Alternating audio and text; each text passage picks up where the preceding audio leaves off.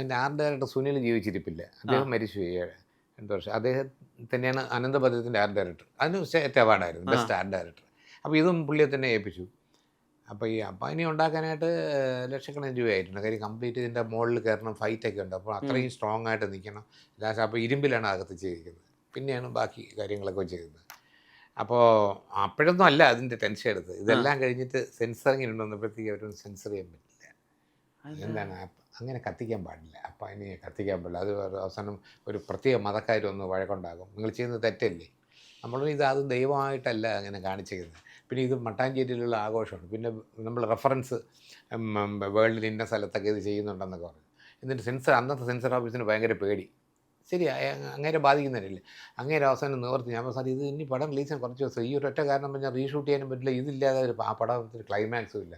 അത് സാർ എങ്ങനെയും സെൻസർ ചെയ്തിട്ടില്ല, നമ്മൾ എന്ത് വേണം എഴുതി തരണം.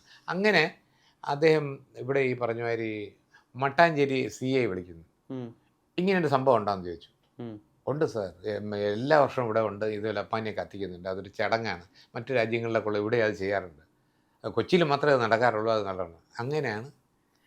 എന്നാലും എൻ്റെ ഒന്ന് എഴുതി വെച്ചു, ഇതുമായിട്ട് എന്തെങ്കിലും ഇഷ്യൂസോ കോംപ്ലിക്കേഷൻസൊക്കെ പറഞ്ഞാൽ ഞാൻ ഉത്തരവാദി രാജുവായിരിക്കുന്നത്, ഞാൻ മുന്നേ എഴുതി തരാമെന്ന് പറഞ്ഞു.